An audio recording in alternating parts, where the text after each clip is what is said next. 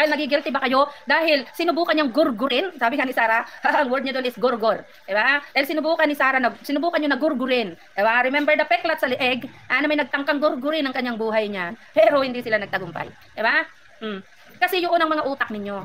Yung mga Grabe no, pagka uto-uto nitong taong ito. Alam naman yung kanyang sarang walang silbi, sinungaling, 'di ba? Pero syempre, oo, hindi ko alam kung naniniwala ba talaga to or talagang kunyari lang. Kasi alam nyo, itong taong ito, kilala ko po ito. Ang target po niyan, mga OFW. Alam naman po natin sa kabilang side, sa mga makadutaing dimensyon, na mahilig sila na mamigay doon. Lalo na mga OFW, pag may mga activity, talagang papadala yan. O, tingnan mo yan si Maui. Tiba-tiba sa mga OFW. Kaya itong hayop na to, hindi naman to tao eh. Itong hayop na to, doon yung gusto niya. Kasi maraming blessings doon na galing sa masama. Diba? Yun yung gusto niyan. Kaya, ayan, todo tanggol kahit wala namang views. Kawawa nga eh. Pero akala mo siguro, kinukontent kita, makikilala ka na. Hindi, syempre. Ako pa ba? Nako po. Kinontent lang kita para, syempre, dito sa bidyong ito, pagkakitaan kita. Pagkakitaan ko yung kabubuhan mo. Yung katangahan mo. Diba? Ginurgur daw si Sarah kaya may piklat daw sa liig. No? San ka? May ebidensya ba? Pinapatawag si Sarah. Wala namang police report. Diba? Asan yung report? Meron ba? Meron bang record sa NBI? May mga witness, ebidensya ba na pinakita si Sarah? Inihain, meron ba? Wala. Kasi nga gawa-gawa lang. Yan mo si Sarah, hindi makasagot sa NBI na pinatawag dahil gustong malaman ng NBI kung sino ba talaga yung gusto magpapatay sa kanya. Pero hindi niya masagot. Diba? Tuloy natin. Sasabi dyan na mga bayarang vloggers, ang mga vloggers ng Duterte, inuunahan nyo na kasi. Diba? Kasi kayo yung mga nakukonsensya sa mga sarili ninyo. Na kayo naman talaga yung mga nakakatanggap ng bayad dyan. Alam mo, lahat naman siguro, no, nakakatanggap ng bayad. Lalo na pagdating sa YouTube. Pagpalagay natin sa amin, merong magbigay sa amin ng yung pasasalamat. Kami nga, in-invite nga kami ni Abalos dun sa may dinner Hindi ako nakapunta dahil nandun kami sa Mindanao. Ayun. Kahit talo po si Abalos, nagpasalamat po sa amin dahil syempre, sinusuportahan namin siya nung time na siya ay tumatakbo pa. Hindi ako nakapunta kasi bakit? Nasa Mindanao po kami. Ngayon, kung sasabihin mong bayaran lang Mars Ria, eto ganito yan Ikaw kasi, Mars Ria, yung malupit. Ha? Bakit?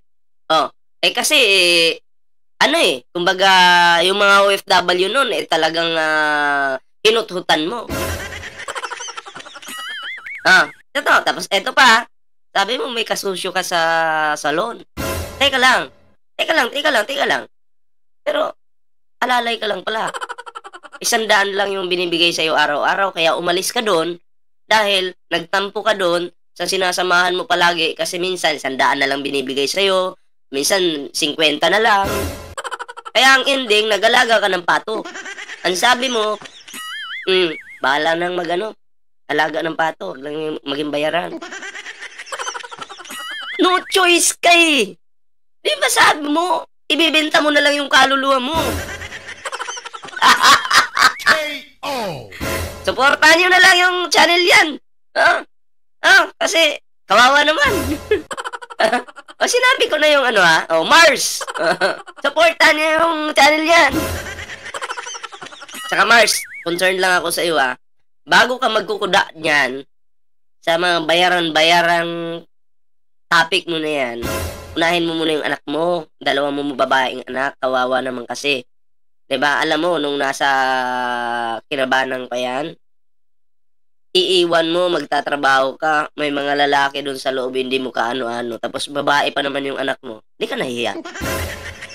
Anong klase kang nanay? Sa bagay, pag mga DDS, mga walang kwentang nanay. Kung ako lang yung nanay, hindi ko iiwan yung anak ko sa hindi ko kaano-anong lalaki. Diba? Babae ka. Tandaan mo yan. Babae ka, babae din yung anak mo. So siguro naman, naiintindihan mo yung pagkababae ng anak mo dahil babae ka rin.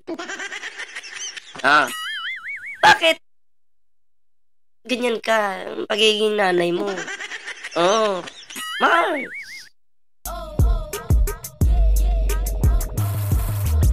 Hmm. Bakit ganyan yung pagka... Dapat bilang isang babae, maiintindihan mo yung kapwa mo babae. Na feeling mo, pag ikaw lang mag-isa, tapos may ibang lalaki dyan, di maganda, di ba? Pero iniiwan mo pa rin. Dalawang lalaki, natutulog doon sa bahay mo, tapos, minsan aalis ka na. Aalis ka, yung dalawang mong anak ng babae. Kawawa yung anak ng Mars. Pero pabaya kang nanay, promise. Diba? Ganun lang yon. Inunahan yung sirain si Sara Duterte. Nasabi Ay, inunahan daw natin sirain yung sirana. Inunahan natin sirain yung sirana. KO! Inunahan yung siraan si Sara Duterte. Alam mo, Mars, ako, gusto kitang tulungan. Tinawagan kita, sabi ko, gusto mo ba na masira yung buhay mo, gumanda yung buhay mo? Diba? Kasi dito, sa administrasyon, hindi po tayo gumagawa ng fake news. Tayo po ay nagde-defend. Hinaharang natin yung mga nagpapakalat ng fake news. Okay, tama? Pero dun sa kabila, binabayaran sila para mag-fake news.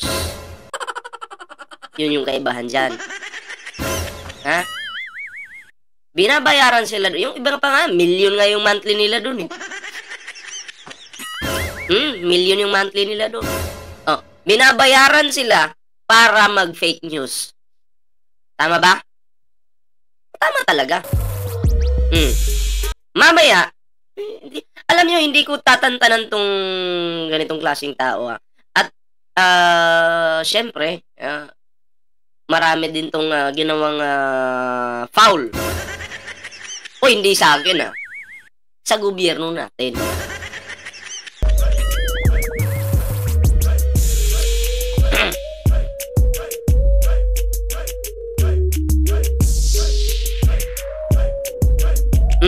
Tuloy muna natin to. Nyo, na nagnanakaw ng pondo ng gobyerno kasi gawain nyo yon. Gusto nyo lang? Ano daw? Balik nga natin. Tete, nasabihin ninyo na nagnanakaw ng pondo ng gobyerno kasi gawain nyo yon. Pag sinabi pala nating nagnanakaw ng pondo ng gobyerno, ay gawain pala natin yun pag tayo nagsabi. O di kaya pag sinabi ng mga kongresista na pro-government na nagnanakaw si Digong, si Sara ng pondo ng gobyerno, so ibabalik mo agad sa kanya. Hindi, gawain nyo yun eh. Tandaan mo, si Sara Duterte may issue. Quadcom days pa lang. May sobra ng mga inaabot. Ngayon, bago kayo magsabi na itong kongresista na to nagnanakaw, ang tanong, may patunay ba, may issue ba na lumabas? Hindi mo kasi pwedeng hindi ka pwedeng bumanat ng gawa-gawang kwento. Hindi pwede, cyber libel ka niya. Ngayon, Mars Ria, inahamon kita. Pangalanan mo nga. Sino yun? Kaya mag-alala, tatawagan ko to. Tatawagan ko to. At tingnan natin kung makaporma to. Hindi, step by step lang para exciting. May part 1, part 2, part 3. Iba kasi ako dinudurog ko yung kalaban ko KO! Wala pong masama sa pag-aalaga ng pato, pero masama yung magsinungaling ka. Ang sabihin mo, kasusyo mo yung may-ari ng salon, yung pala, utusan ka lang.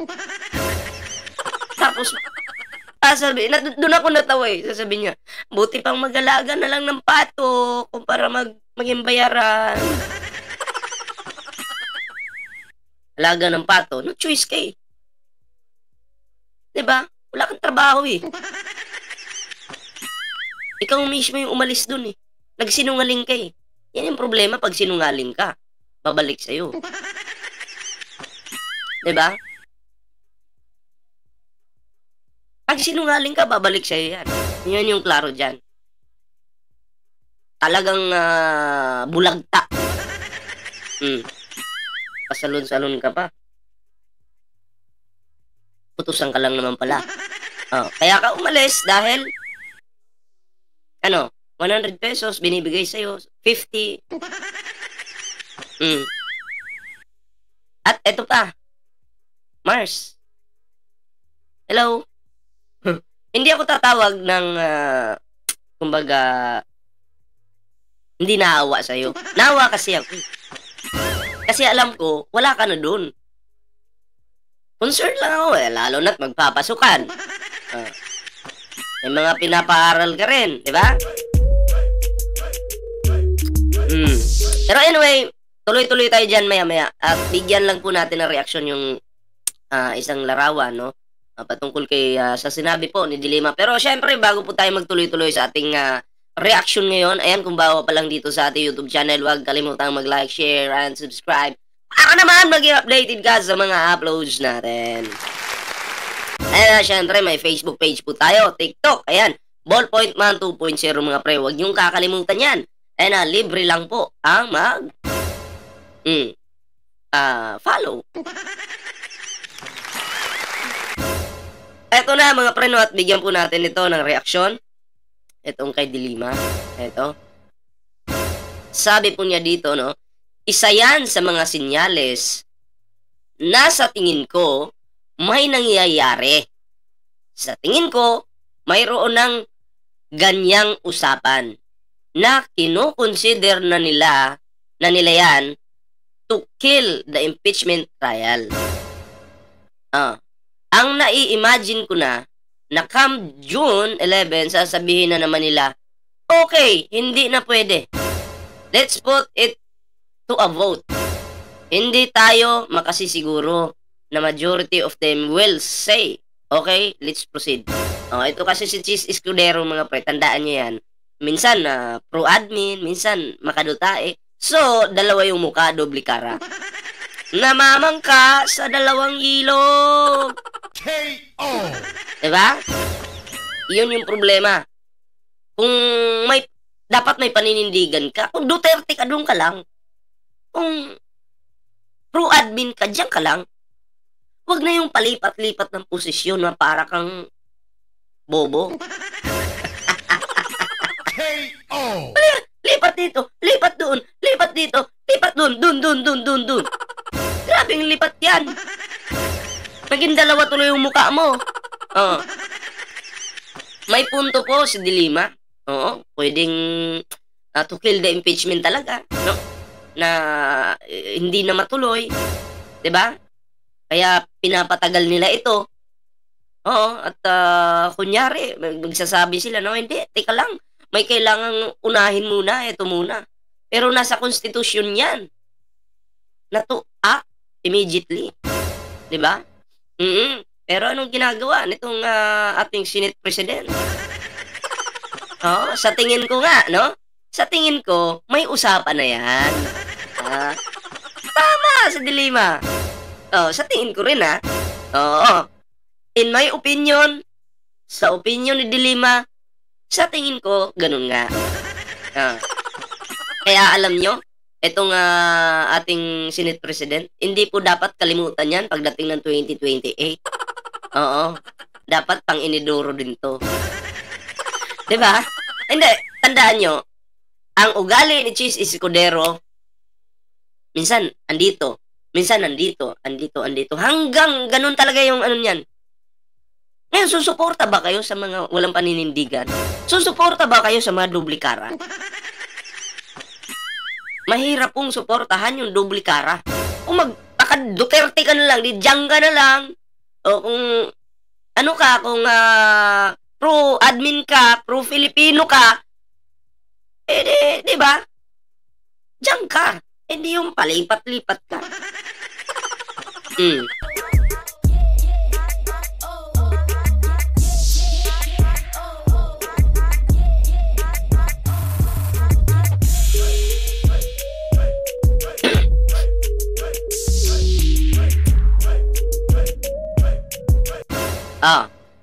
Kaya, eto si Dilima nakikita, medyo, syempre may karanasan na siya sa pagiging senador, senadora, 'di ba? Marami na pong karanasan si Dilima. Kaya yung mga ganyan taktika ng Senate President, alam na po yan ni Dilima. 'Di ba? Alam na po yan. Kaya abangan na lang po natin, no? Abangan na lang po natin sa June 11 kung ano talaga yung mangyayari, kung magpapalusot na naman ba or talagang matutuloy na. Kasi kung wala namang ginagawang masama si Lustay, 'di ba? Bakit nila pipigilan yung impeachment ng mga grupo niya? Lalo na itong si Marcoleta, sorry. Bakit ipigilan? Kung talaga namang wala namang ginawa si Lustay, sige! Tuloy ang impeachment trial. Kasi wala namang kasalanan. Pero bakit natatakot? Bakit pinipigilan? Bakit hindi itutuloy? Matibay po kasi yung mga ebidensya. At siguradong lalagapak etong si Lustay nila. Diba? So, abangan lang po natin yan sa June 11, mga pre. So, anyway, ito na. Bigyan na po natin ng reaksyon itong putong lupang ito. KO! Ito, panoorin natin. Presidential fund, ang mga inutil talaga. Diba? Gusto niya na namang magkamali. Pinipilit niyo si Sara na humakbang. Tinutulak niyo siyang humakbang. Dahil alam niyo na sa paghakbang ni Sara, ang matatapakan niya, puro pa ako na maaari siyang Ano to? Chismisan lang? Ito yung delikado sa mga nagbibigay ng reaksyon, mga pre, ano? Ito yung delikado, yung mga wala kang finiflex na video dyan. Puro lang bunganga mo yung naririnig. Delikado tong ganito kasi bakit? Wala siyang pinagbabasihan eh. Oo. Malakas pong makahigop ng cyber libel yung ganitong diskarte. Ang gobyerno natin, huwag niyong babasta-bastahin lang yan. Nakatitig yan sa inyo. Nakabantayan sa inyo. Alam ko yan. Hindi ko lang po pwedeng sabihin kung anong proseso. Hindi ko lang pwedeng sabihin. Pero pag sinabing gobyerno, no. Huwag mo mamaliitin yan. Etong ganitong klaseng diskarte mo, wala kang binibigyan ng reaksyon. Gumagawa ka lang ng sarili mong kwento. Sabi ko nga, eto po yung malakas makahatak ng cyber libel. Kasi kami po, pag nagre-reaction kami, may video po talaga. Yun, doon lang kami nagbabase. Doon lang kami. Diba? Doon lang kami nagfo-focus. Basta dyan lang kami. Hindi pwedeng dagdagan, hindi pwedeng sobrahan. Focus sa issue. Ganun yun. Pero ito, iba na eh. Sa Bisaya pa, saksak sinagol na ba?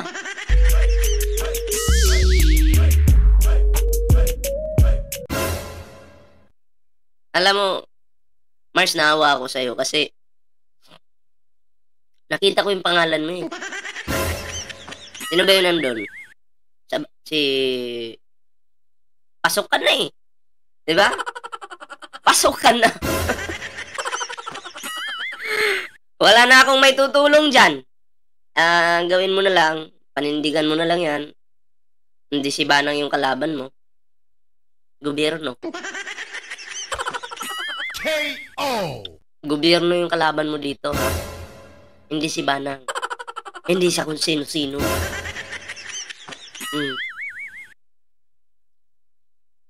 Kaya mo naman siguro yung gobyerno. Pag sinubukan ka ng gobyerno, patukain mo ng pato. Patuka mo sa pato. O, tingnan natin kung uubra kayo. KO. Oy, Mars, anong ko lang naman pala sa'yo? Bakit ka umalis dun sa salon? Sabi mo, hati kayo dun. Oh. Sa lahat ng ayaw ko yung sinungaling.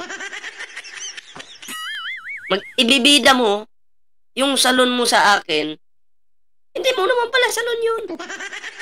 Ako yung nagtatanong kasi noon, sabi ko, ano to? Sabi niya, ay, ano kami niyan? Hati kami niyan. Kumbaga sila daw dalawa yung may-ari. Yung pala, utusan lang siya. Wala pong masama sa pagiging utusan ha, pero ang pagiging sinungaling, masama po yan. Kaya, gusto mo, alaga ka naman ng ng pabo. Huwag na yung pato. KO. Nung bagsak niya, dahil sa sinungaling siya, hindi siya pinagpapala. Nakakatakot po magsinungaling, sa totoo lang. Nakakatakot po, kasi, lalagap pa ka pababa. Oo, ang tao hindi naman perfecto. Totoo po yan. Pero yung ikakarir mo, yung pagsisinungaling mo na halos araw-araw na lang, kada gising mo, yun yung priority mo. Delikado ka dyan. Tusok at matetano. Alam nyo ba yun? May disclaimer pa, oh.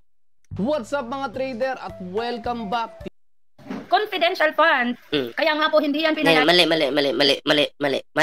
Mali. Hindi confidential fund. Tuturuan kita. Confidential funds. Maraming pera yan eh. Kung fund, piso lang sana yun. Confidential funds. Ha? Yung kasi, pasok-pasok sa mga ganyan, hindi mo naman kaya. Bobo ka naman. Huwag ka mag-alala, i-guide kita.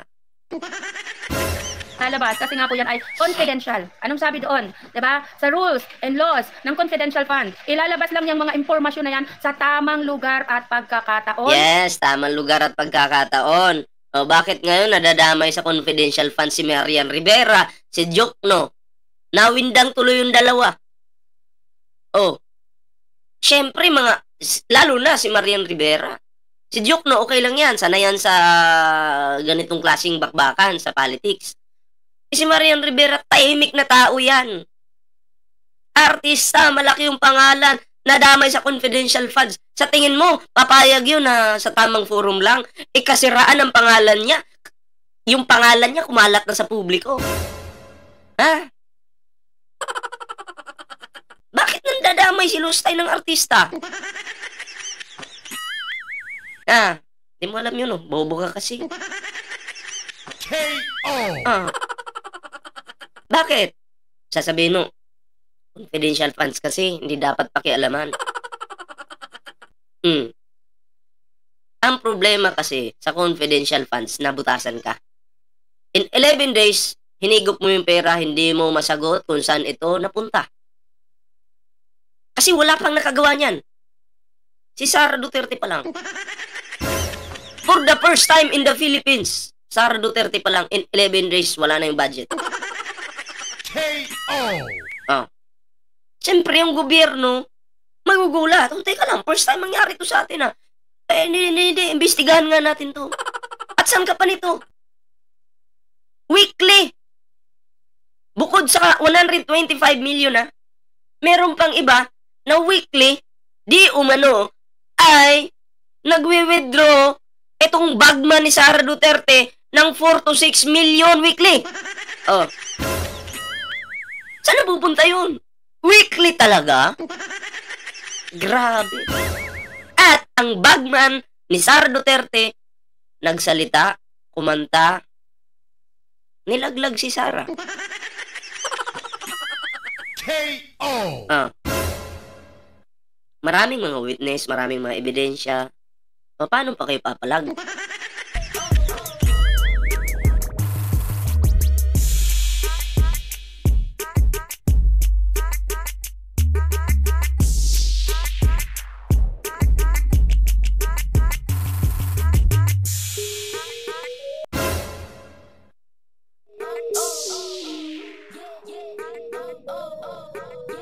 Okay, tuloy natin.